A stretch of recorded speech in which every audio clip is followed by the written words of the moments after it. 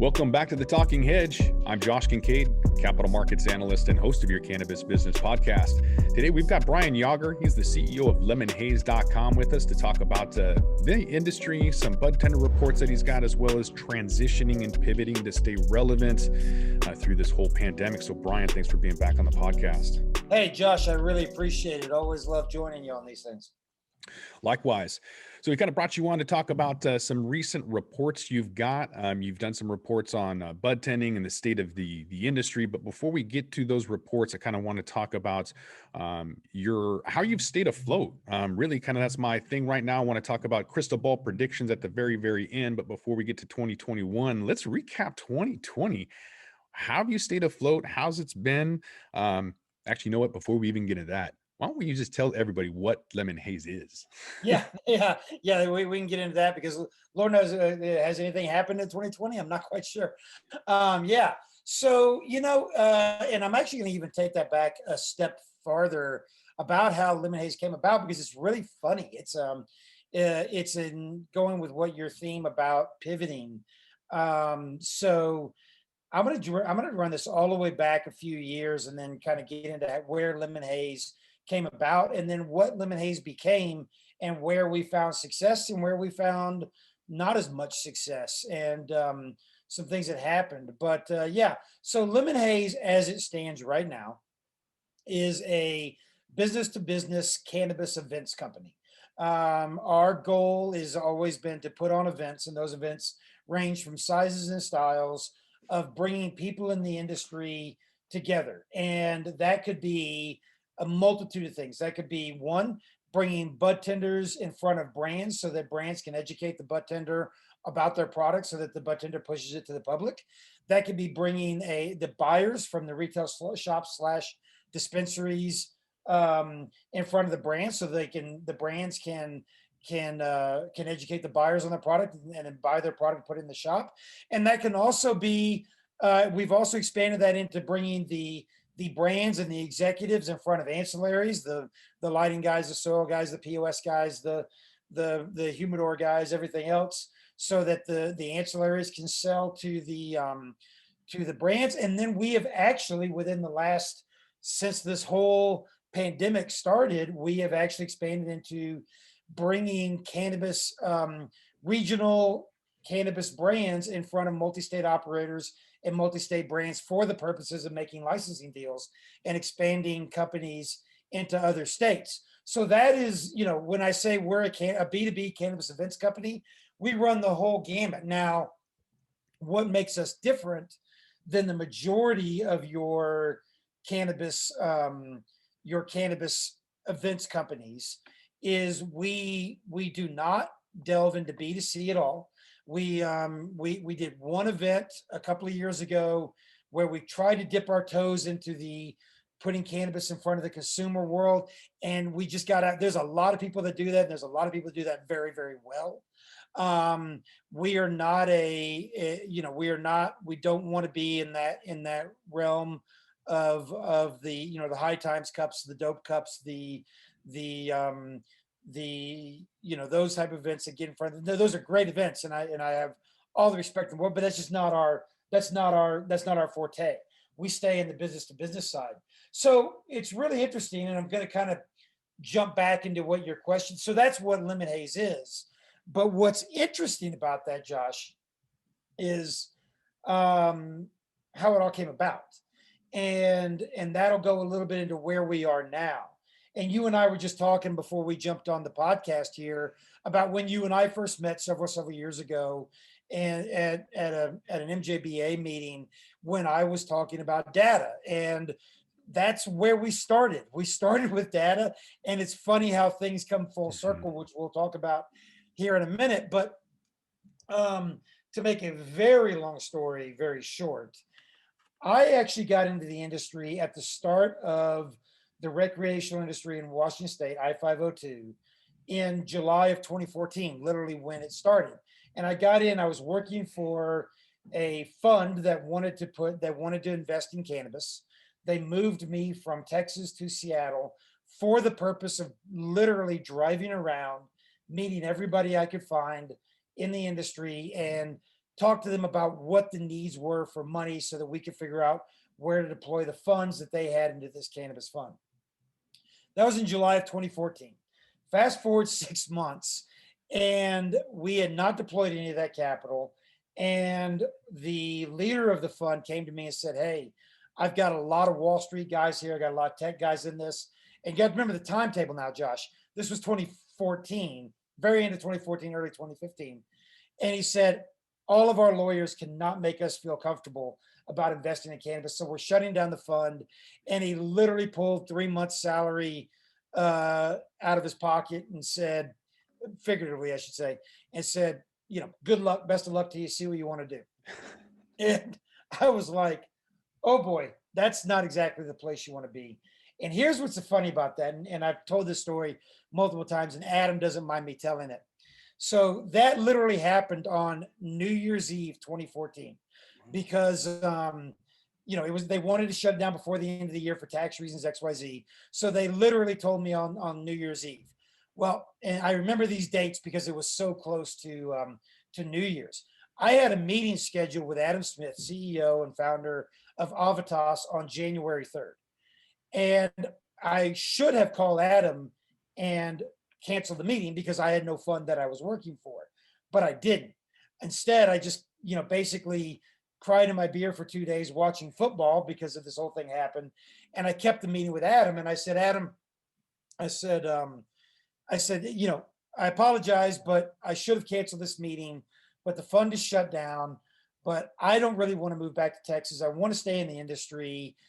Do you need a COO, a VP of sales? Is there anything I can do to help Avitas? And he said, no, we don't really have anything. But I said, I tell you what, he goes, the state releases this little bit of data about what all the cannabis companies do in sales.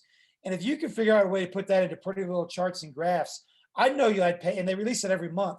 He goes, I'd pay you a monthly charge to do that, or to look at that, because it takes a lot of work for me to cipher through it.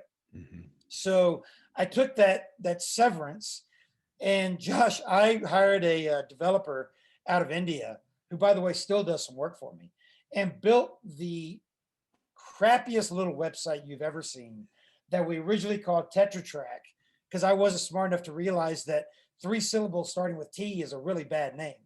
And and we started basically putting out the data for the Washington State cannabis industry. And that original site called Tetra Track, which was $39 a month, was basically, if you remember 502 data when it was more in the BioTribe days, was 502 data before 502 data existed. Eventually we pivoted, called it Front Runner, and we were able to start getting a lot more data from the state. And we built basically a business intelligence tool of data for the recreational industry. So that's kind of a precursor to how I got started. So I don't want to get into the details because we have a lot to talk about. But fast forward into 2016, I merged with what was my current business partner, now is a big investor in the company. And we formed Lemonhaze with at the time, the intention of having a SaaS model of basic data, that a lot of that data, which is provided now, most people get it from Headset or BDS or some of these other systems, and also an enterprise tool. And that's where Lemonhaze basically was born as a true data company. Well, as we're going with the data, we start building what we called the Lemonhaze charts. The Lemonhaze charts were provided free, and they basically, we integrated with what was at that time, we integrated with over half the POS systems in the state via, remember the old BioTrack system when that was going? So we integrated through the BioTrack API, and we basically pulled real-time data, and we had what we called the Lemonhaze charts. These were the top-selling joints, top-selling tinctures, top-selling edibles, top-selling XYZ, updated every hour on the hour, locked in at 4:20 in the afternoon, and that became the charts for the day. So we kind of became the scoreboard of the industry.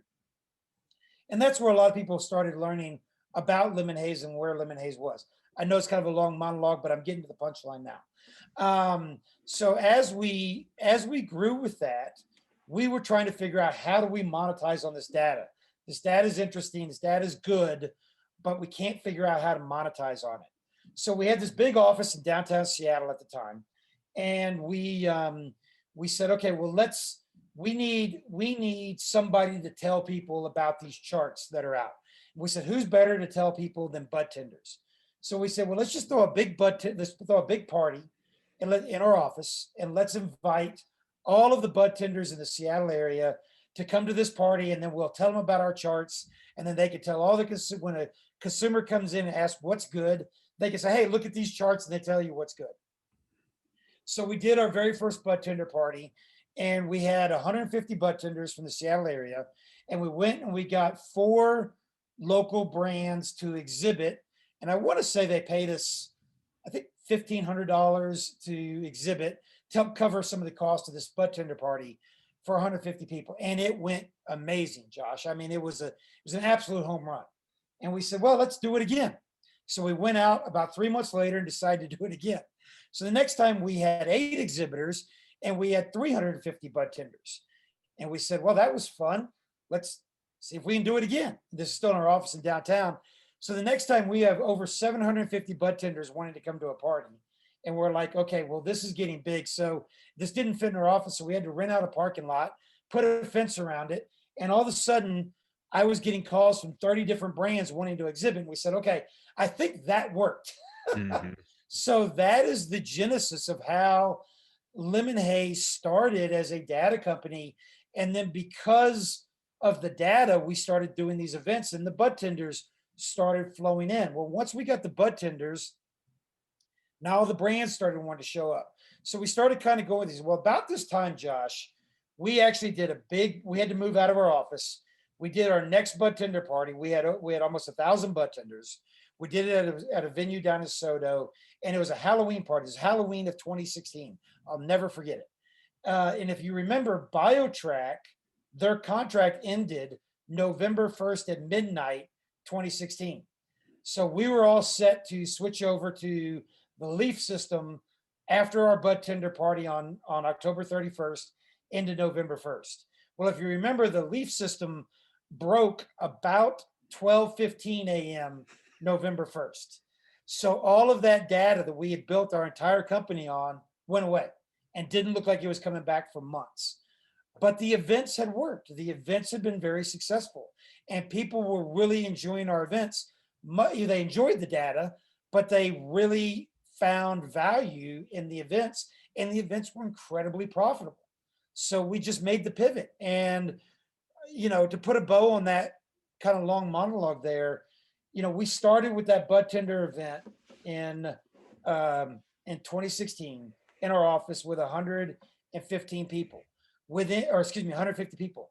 Within 18 months, we went from a 150 person budtender party to having to rent the entire Tacoma Dome for our first convention, with over 3,000 people from the I-502 industry. And that is the very long story of the genesis of Lemonhaze that has since now expanded not only in Washington State into Oregon, California, Nevada, and even virtually into states like Michigan and Oklahoma. So you started in your office, but then due to regulatory risk, or technology, or a combination of both, you had to pivot. Got so big on your pivot, you ended up renting out a sports stadium, and then 2020 happened, pandemic laid down. And how'd you pivot? What happened? Oh, it was horrible. And so, yeah, let me give you. So we had done our first Tacoma Dome convention in October of 2018. And we had done our second Tacoma Dome convention in October of 2019. Both went off very well. And we at that point had decided that we needed to start expanding across the country. And we said, we're just going to follow the exact same model. Start with budtender parties, grow to larger expos, and eventually go to full conventions. So in fall of 2019, just before the Tacoma Dome event of 2019, we did our first event in Oregon, in Portland. Again, went extremely well. Right after the Tacoma Dome event, we did our first event in LA. Went smashingly, went great. And we said 2020 is our year for national expansion. Here we go. We had scheduled 33 budtender events over the course of 6 states in 2020. So in January, we did an event. So all in January, we did an event in LA, an event in Orange County, an event in Oakland, Bay Area of California, back in Portland, back in Seattle. And we were scheduled, and in February, we did our first event in Las Vegas. And that actually really defined a lot of where things are now. So we did, so that was in February. We did our event in Las Vegas. Every one of them was a home run. Every one of them was basically starting on the same trajectory we started in Washington State. We were really excited. We were scheduled in March to do events in Spokane, back in Oakland, and back in LA. And then in April, we were going to be back in Vegas, and then working our way over to Michigan and Boston. That's when March happened. And, there was, if you remember the lead up to it, especially if you were in the events business, the lead up to it was, hey, this thing is happening. It's in Asia, but the news is saying it's going to get here. We need to be, it was really a big point of discussion. And then for events companies all over the country, Cannabis or not, the event that changed the world for the events industry was South by Southwest in Austin canceled. Mm-hmm. When South by Southwest canceled, that just told every exhibitor in the country, don't do any events. And Josh, I thought we were done. I really did. I thought we were out of business. I didn't know how we were going to make it. I did, and I tell the story. I was living I had a really great place in downtown Seattle, and I'm literally on the floor going, I don't know what we're going to do. And so I did naturally what you have to do in that scenario was I let all of my employees know, hey, we're gonna have to furlough everybody. We can't, there's no way, we have no money coming in. There's no way we're gonna be able to pay anybody. About that time, Governor Inslee in Washington State had said, you can break any lease without penalty if you're economically damaged by COVID, which obviously we were. So I got rid of our office. I was able to get out of that lease. So we cut all those expenses. And again, I was just thinking we're done. And a good friend of mine, actually, you know him, Josh, and he doesn't mind me saying his name, a guy named Ryan Porter, he's the CEO of Budtender. He forwarded me an article, and the article said, for startups around the country with this pandemic happening, you're the CEO, you have to come up with a way to navigate this system. And that involves a lot of very, very hard decisions, like laying off your staff, like getting out of your office. And I said, okay, you know what? I need to take off my founder owner hat, which is literally on the floor going, what are we going to do? And put on CEO hat and figure out how are we going to navigate this thing. So that's what I did. And I sat down and I said, okay, what is it that we can do? Now, event companies all over the country were looking at, what you could do virtually. That's when everybody, the word zoom.com came into everybody's lexicon. And those, virtual events by nature have not traditionally been all that successful. They're hard to do. But I did look into one thing. And the thing that I looked at was what are the reasons people go to events? Well, one, they want to have fun. They want to see their friends, but also they want to have business meetings. And there's a very common event structure that's used in industries all over the world, not just cannabis, all the worlds, of basically what we call, B2B or B2B speed dating, which is where you take any retail establishment, any retailer, it could be sporting goods, and you take buyers from Dick's and from Academy Sportswear in the South and Sears and whoever sells sportswear or sporting gear, and they sit in a room, and then salespeople from all the sporting companies go and they sit in that room for a lot amount of time, 30, 45 minutes, have their meeting. Then every 30, 45 minutes, those salespeople move over and they go to the next buyer, and the next buyer picks up the next guy, and just go in kind of a round robin speed dating of sales. Well, I said, you know what? This is something that can work virtually. So we said, let's start with this. So we were fortunate enough that we had already gotten into California with our Budtender events. So what I did is I looked at all of our events that we'd had in California and looked at all the buyers that attended our events. And I called them all and I said, hey, would you mind sitting in on these virtual meetings with buyers and salespeople? And so we basically did that. So we went and we got 30 salespeople from 30 different dispensary groups in California. We put each buyer into a video chat room. Then we went and sold those meetings to 30 different cannabis brand sales or cannabis brands where they put their salesperson. We dropped a salesperson in with each one of the with each one of the with each one of the buyers, have them had a meeting for 20 minutes, and then we moved the sales people virtually into the next buyer's chat room. And Josh, I tell you, it was a freaking home run. And it turned out that both the brand, even though everybody loves live events and I love live events, the buyers and the brands really enjoyed them because there's a lot of things that technically go in the back end to make it work that we had to figure out. But at the end of the day, the buyer was able to sit in their office at their computer in their dispensary and meet with 10 to 20 brands a day without ever having to leave their office desk. And they turned out to be really successful when that happened. We started doing them again in Washington. We started doing them in Nevada. We started doing in Oklahoma. And we just kind of kept going around. So that was how we have kept the lights on since this whole thing started. And kind of to get into one of the things you and I talked about, the other thing we did is we said, again, put on that CEO hat, how are we going to navigate this? Because those did not bring in near the revenue that the live events bring in. We said, what else do we have? Well, we had a bunch of ideas we've actually had for years and never had time to do them. And we said, okay, what are the assets as Lemonhaze that we have? Well, in all those live events that I just told you about, where we jumped around to, LA and Oakland and Orange County and Las Vegas and Portland and Seattle and Spokane, that's a lot of people that it's really hard to keep track of who's supposed to be there, who showed up, who didn't show up, all those things. Well, so internally over the last few years, we've built an internal database of all of our attendees. We know who they are, where they work, what they do. Are they a budtender? Are they a buyer? Are they an owner? Are they a manager?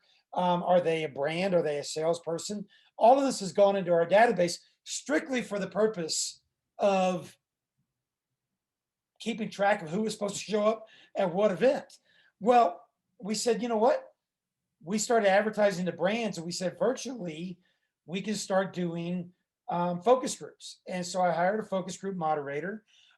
We had brands that hired us and said, yeah, we want focus groups on our packaging or on what budtenders thinks about this or that.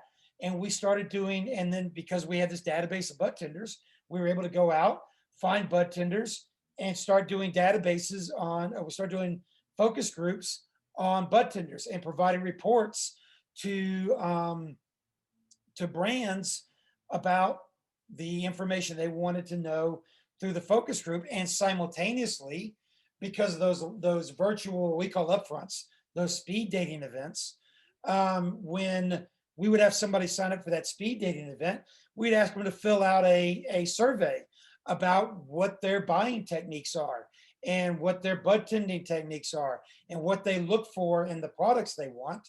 And at that point, we were able to take that and start actually utilizing that and doing white papers with it, which we started with. So like I said, that whole thing came full circle on started with data, moved to events. Now we're still doing events, but we're able to actually provide new data that we weren't able to provide before, which has really been interesting.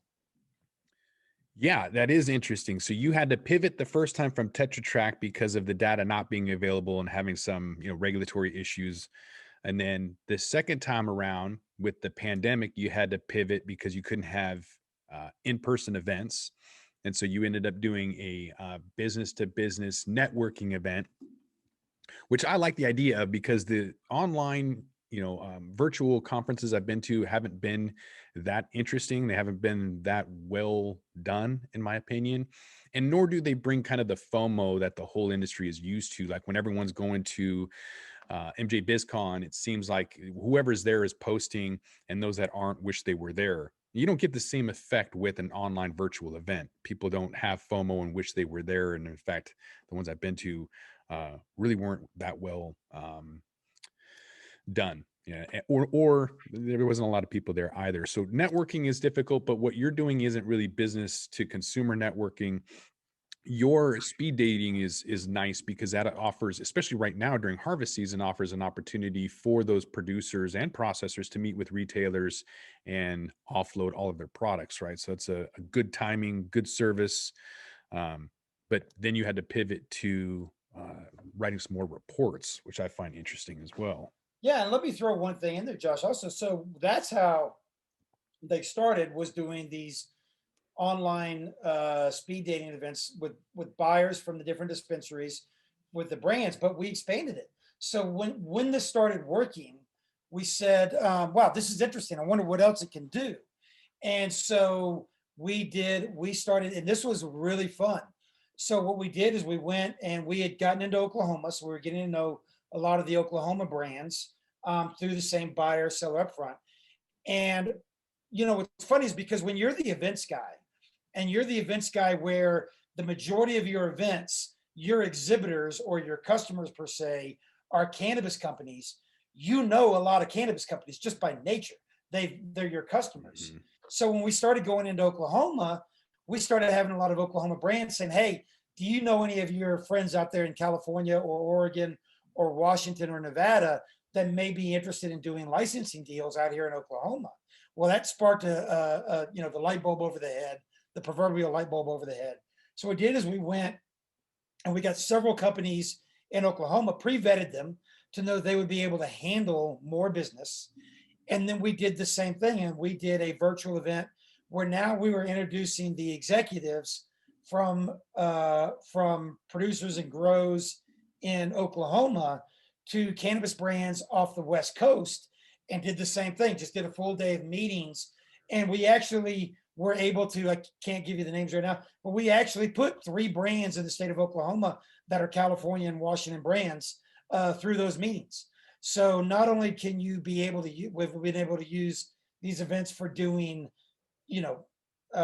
brand to dispensary / retailer sales, we've also been able to get licensing deals in the new states, and even have worked on doing raw material events where we get raw material into the hands of processors for the point of doing selling their own product. So it really has expanded into a lot of different opportunities that we had always thought about in the live events world. We just never got to because we were busy. Mhm. Well, you got some time now, because I'm not sure with Consumer Electronics Show already canceling their 2021 event. I don't know when things are going to go back to normal. What's your crystal ball prediction for the event space for 2021? Yeah, that's a great question, and it's really interesting. It's something I've been having a lot of discussions with our investors, and a little bit it's going to have to do with the region.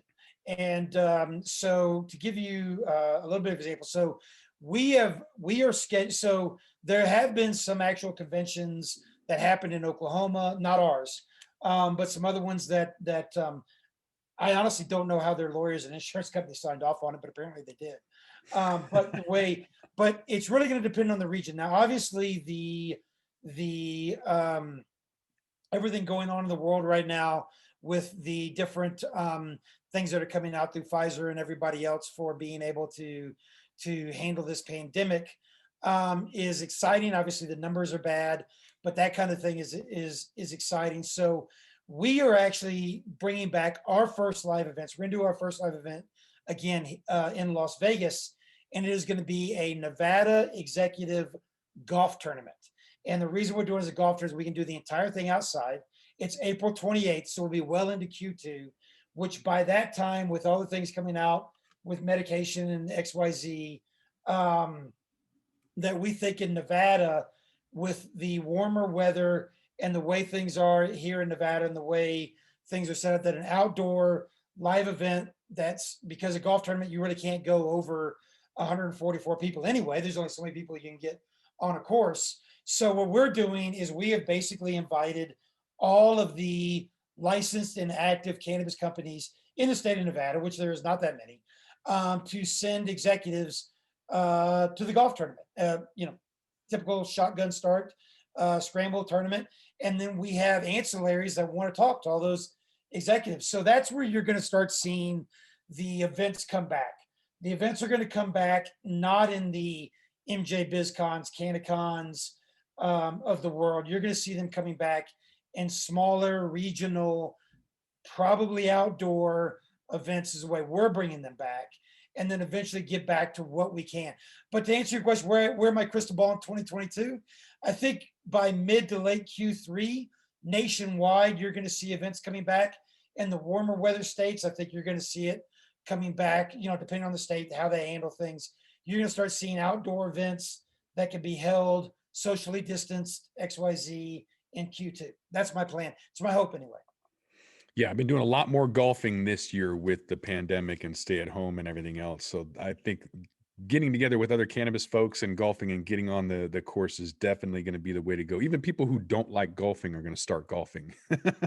Yeah, absolutely. And the good part about it is you can even, we're doing our event, not everybody that comes to the event is going to be a golfer. Some will be exhibitors or whatever, but we can still, because it is in Las Vegas and the weather is very good in Las Vegas on late April, traditionally you would do a golf tournament, you would have a banquet thing. Well, obviously we're not going to do a banquet where you have a buffet or anything like that, but we can have an outdoor mixer where we can give away awards and everybody can network and mingle in a socially distanced outdoor environment, kind of depending on where the pandemic is at that point. And like anything else, we've had to work out with not only the golf course, but our insurance company, our lawyers, in a world where the pandemic is not in a position where that tournament is feasible, that it just gets pushed to the fall. But I do believe by mid to late Q3 nationwide, I think you're going to see things back. What's going to be interesting is a lot of these events that are technically quote unquote postponed in 2019 are going to end up just being, or in 2020, I should say, are just going to be basically canceled and redone in 2021, late 2021. Mm-hmm. Well, so you've got some a report that's out. With the couple minutes that we've got left, should we dive into some of that? Yeah, that'd be fun. So I tell you what we did, Josh, is I told you we've built this huge database of industry people over the course of the last several years, and we really haven't done much with it outside of being able to use it to invite people to more events. But one thing we've always wanted to do is we've always said, we have done a lot of focus groups and a lot of polling to figure out how to make our events better and ask questions about what people. And then we said, this information would actually be really, really interesting to the rest of the world. So one thing we did is we said, let's just go ahead, and we've done white papers before. I just said, let's start a series of white papers. We'll release them once quarterly, and we'll just try to see if we can come up with a lot more, there's a lot of really good companies out there. We mentioned some before, Headset, BDS, New Frontier, that have all sorts of quantitative data about sales numbers and things like that. But there's not a lot of qualitative data out there about why those sales numbers are the way they are. Right. So we did our first white paper. We said, you know what, let's just go talk to buyers in the regions we are. So we talked to buyers in Washington, Oregon, California, Nevada, Oklahoma, and Michigan. And we basically asked them, what is it that leads you to make the decisions that you make? And we found out some really, really interesting information. And, just some of the things that we talked about, like, it's well known that price is the big driving factor of why retailers / dispensaries buy product. It's also a well-known fact that THC and / quality is a big factor. But some of the things we found out was, in 2020, in the West Coast, buyers are much more interested in the price point than they are in the quality or amount of THC, to the point of 76% of buyers on the West Coast are saying price is the number one factor, and then it drops all the way to 56% of THC or level of THC is as big of a factor as price. Whereas in the Midwest, in Oklahoma and Michigan, where the industry is not as mature, hasn't been around as long, you're looking at 79% versus 76% of quality is just as equal to price as THC is. So it really, we leave it up to you, make your own conclusions. We do have some recommendations, but some things like that where, I think this is my own personal opinion, just knowing a lot of buyers for several years, a little more beat up on the West Coast. Been here, done that. Price at the end of the day, price is the driving factor. But we looked into all sorts of factors, Josh. We looked into packaging. We looked into what the differences were between what the role was of the buyer, meaning was the buyer an owner? If the buyer was the owner of the dispensary, if the buyer was a operational manager, if the buyer was strictly a procurement manager, because that actually changes how they look at what they buy. Give you a perfect example. An owner is going to look much more at simply what is the revenue that brings in? What is it going to make the top line revenue of my store? Multiple reasons why that may be. They want to get their, they want their revenue as high as possible for valuation or this or that. Whereas a straight procurement manager, they're going to look at profit margin. What am I buying it for, and what can I sell it for? Not really what can I sell the highest amount, but what is going to get me the most amount of profit for what I paid for. Whereas a buyer that is also an operational manager, the number one thing they're going to look at is the relationship they have with a salesperson. So it's a totally different way of looking at things. So there's all sorts of these factors that we look into that really make a lot of this information really, really interesting and really, really useful. There was I'm going to pull up this sample one that you sent me real quick, because there was the engaging the greenkeepers. So the bud tenders are important, right? There was one part I found really interesting that kind of wanted to dive into, that was the buyers at these stores preferred to order it themselves rather than a vendor inventory management system. So women preferred, at 55% to order themselves versus men at 26%. I still think that's high on both sides. I would think that inventory management would be something that would be a main way that people are buying these days. You got any insight on why they don't prefer to use technology? That was actually one of the biggest surprise, and it was definitive. It wasn't even like, well, as women, women are slightly more. It was definitive, and there's a lot of. I mean, I guess there's a lot of things you can speculate off of that. Maybe if it's even goes into mansplaining and things like that. But yeah, no, it was definitely true. Women, the female buyers were much more. Send me the information. Give me everything I need to know. I will go over it and I will make a decision and let you know what we're going to buy. Whereas the male buyers, and this was nationwide, this wasn't just in one particular market, were much more interested in actually having that salesperson come into their shop and meet with them about everything. So yeah, that is one of the most surprising factors that came out of this report. Was simply that there was a big difference, and it's know your audience. I guess that's true in anything. It's know your audience about how much the actual use of technology was different between different types of buyers. Yeah. All right. Well, before we wrap this up, what are you going to be doing in 2021? Does that include trying to expand? Are you going to be looking at additional capital in these trying markets? What do you got going on for the next year? Oh yeah, thank you very much. Yeah, so we are expanding. We are actually, like I said, when the pandemic happened, we were on a fast track to get into multiple states. We actually, so of any of the good things that have happened in 2020, which there has not been a lot, because we did come up with this virtual event, this virtual speed dating event, that has come up to be very successful, and that has allowed us to get into new markets that we were not even in with live events.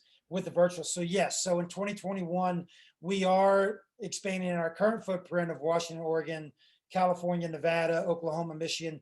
We will be expanding into Arizona, Maryland, Massachusetts, possibly Florida. That's kind of our goal to get into Florida. I'm not sure about that one, but we'll be looking into a lot of these with both the virtual events, and then when we can do the live events, we'll be bringing the live events back. And then, like I said, the data's back. So we will be doing budtender focus groups, which is something that's been on our roadmap forever, and we just never got around to doing it. We'll continue doing those. Those are extremely successful. The the white papers, we will be releasing white papers quarterly. Like I said, we did green gatekeepers. Now, I don't write, I am not a data analyst, nor am I an economist. So I don't write these. I actually commission these to be done. And we've basically put them in a group, and we just call them the Yauger's reports. This is the first one. We'll be doing another. So we'll have a different report coming out quarterly. This one is on why buyers make buying decisions. It's on sale right now on the site for $199. We'll be coming out with why budtenders make the decisions they do.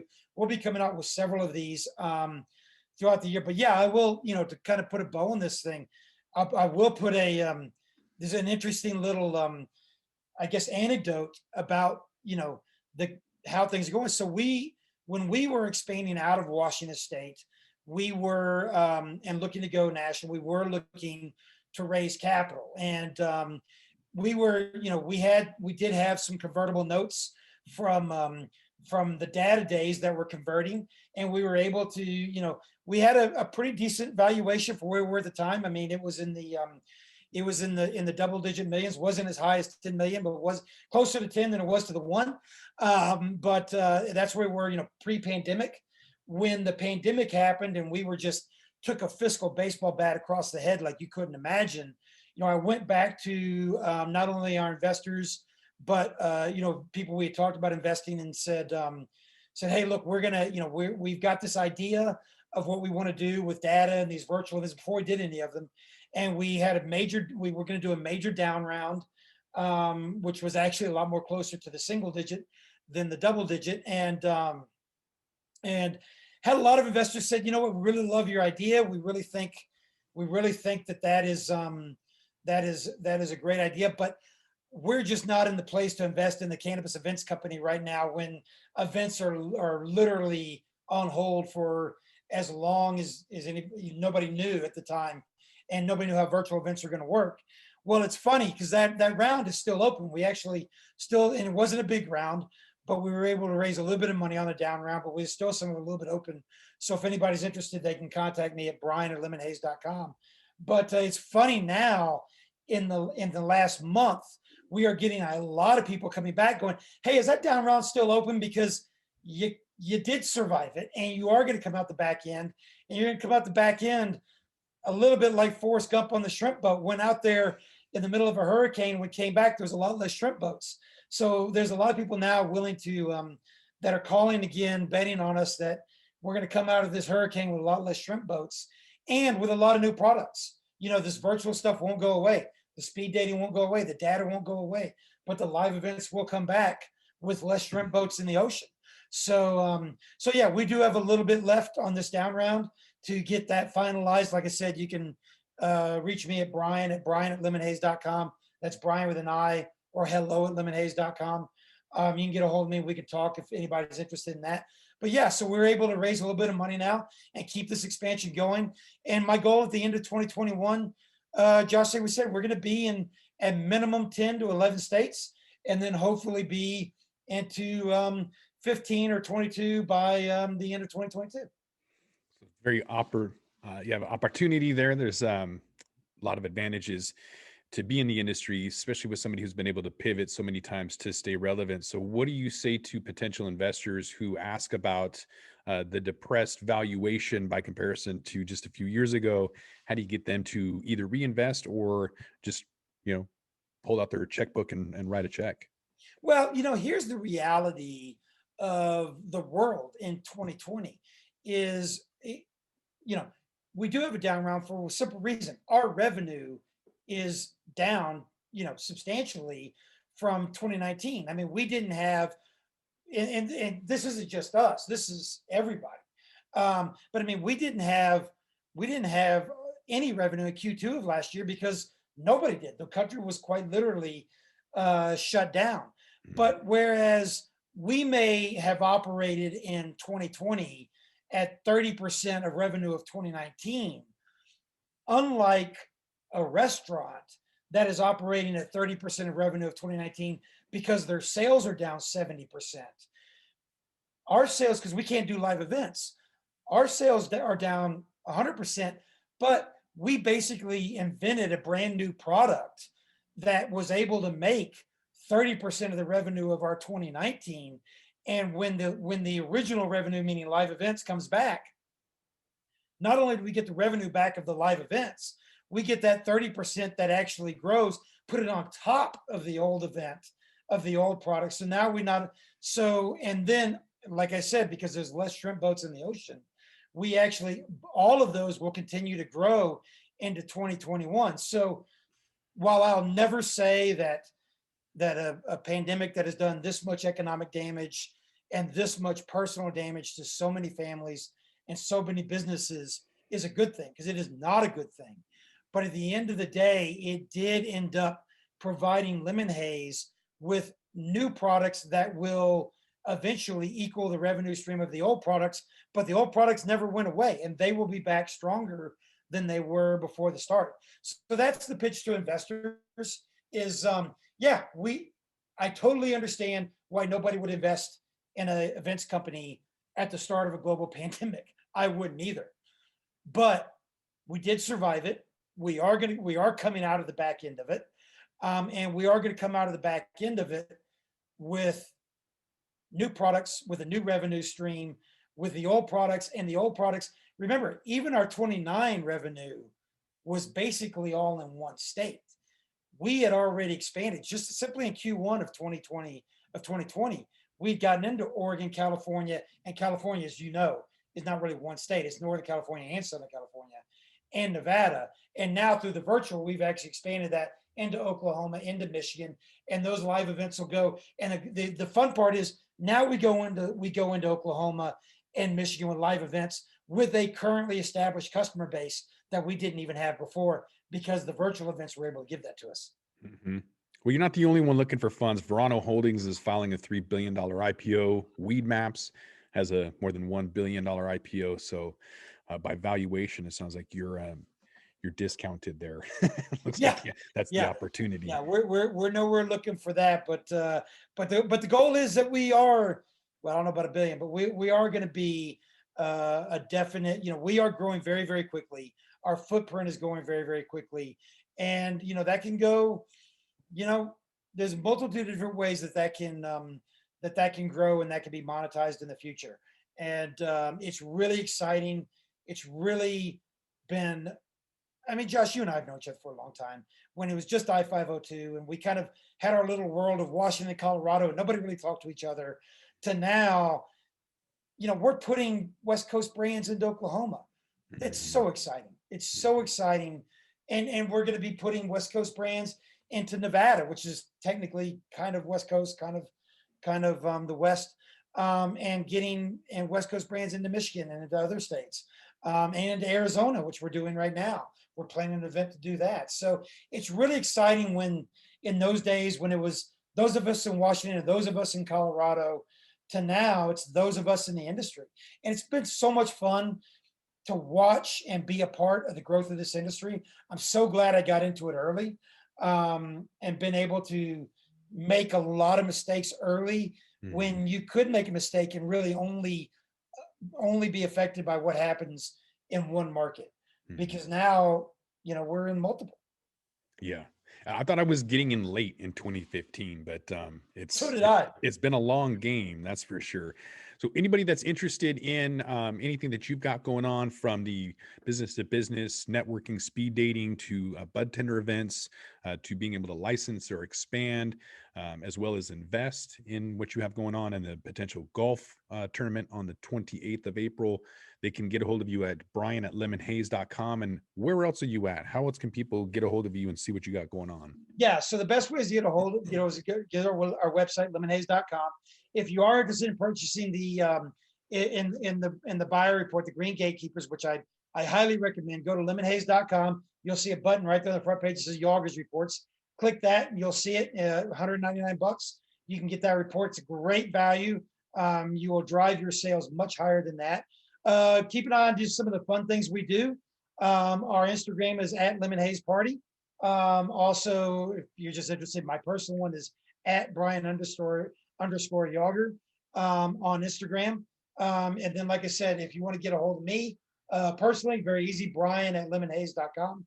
That's Brian with an I, or hello at lemonhaze.com. But yeah, you can actually see everything that we're doing, from Budtender parties to cannabis conventions to golf tournaments to the virtual events, is all right there on lemonhaze.com. I invite anybody to go to it. Anybody email me. It's really we've got a great team. We were able to, I don't want to be remiss when we had to do that whole thing, just kind of put a bow on it. The way we were able to come back was we were fortunate, and we were able to get the PPP, if you remember that, back in April. So with the PPP and with the idle small business loans, we were able to hire back some of our staff, hire back a sales team, hire back an amazing general manager, a guy named Aaron Ball. A lot of people in Washington recognize that name. He was with me years ago, and his back is doing amazing things. So we're able to hire, many of our team back, and now we're, and I can't wait to start bringing back some of our people that helped us with live events. So yeah, we're getting back on our feet after taking an amazing, boy, was that, and you felt it too, Josh, everybody did. Boy, was that a baseball bat across the head for a lot of us. And God bless anybody that didn't make it. I feel for you. I didn't think we were. But yeah, stuck with it, and we are. 2021 is going to be a lot better. 2020 has been difficult, but we kind of saw a lot of the potential consolidation happening before the pandemic was even a thing. I think that just kind of sped some stuff up, but we're definitely gonna have to see what happens. You're gonna have to come back to the Talking Hedge and find out, or get some of the reports that Brian's got. All right, with that, I want to thank my guest, Brian Yauger. He is the CEO and founder of Lemonhaze. Brian, appreciate you being back on the podcast. Josh, thank you so much, my friend. With that, we're going to roll this one up. I'm Josh Kincaid. This is the Talking Hedge. Don't forget to like, share, and subscribe, or don't, and I'm out. Don't forget to smash that like button on your way out, and check out these other videos that we've got.